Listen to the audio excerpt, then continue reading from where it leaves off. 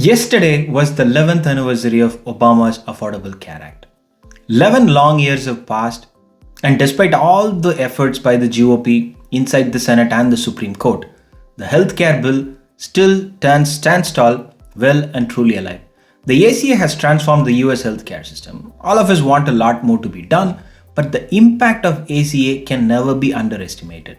It has slashed the number of uninsured in half, more than 15% of all Americans before the law was passed, to less than 9%. A lot of you may not be aware of this part of the ACA, which sort of explains why the GOP so desperately wanted to gut the ACA.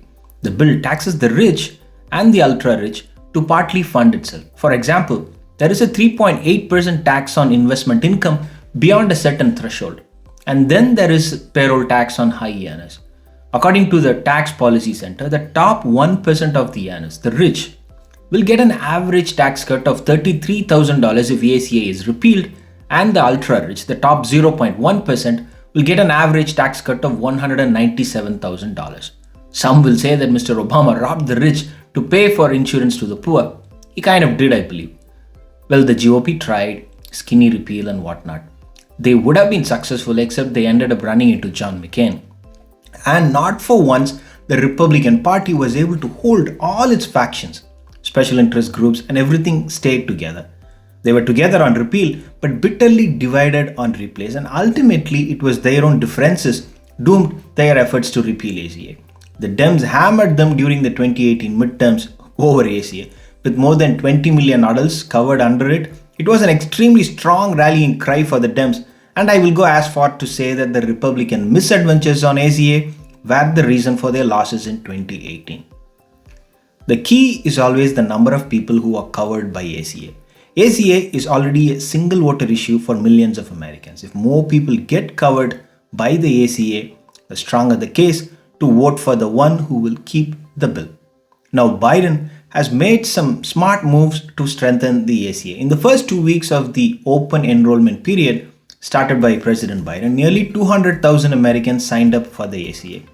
The numbers are certainly over the top, and it could have happened possibly because of the pandemic, as scores of Americans remain unemployed and out of employee insurance plans.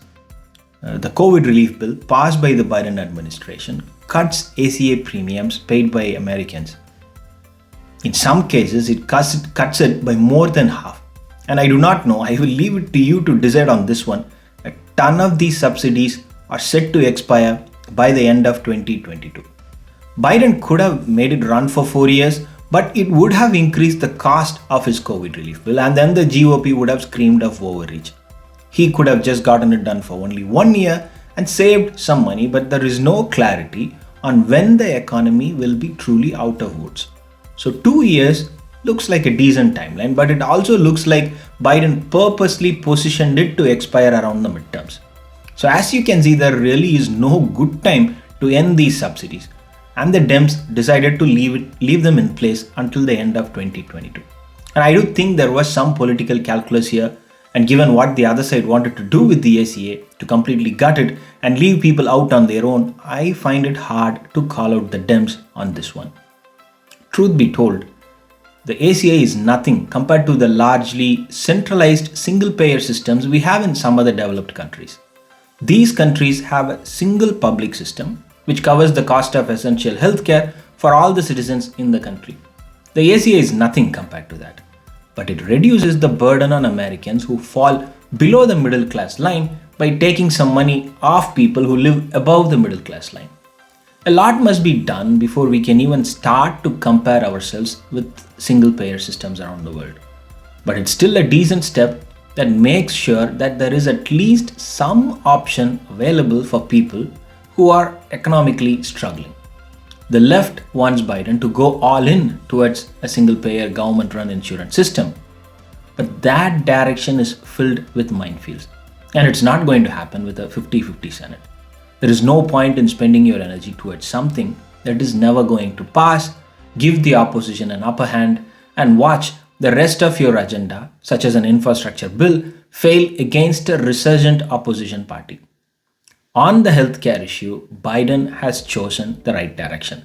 If you cannot get everything done, at the very least, you must try and improve what you already have.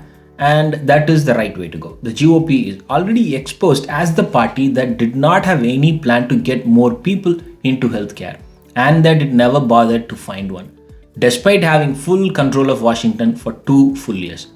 Biden wants to remind people of that in 2022, and it's a nifty move. Thanks for watching. If you like it, please do subscribe.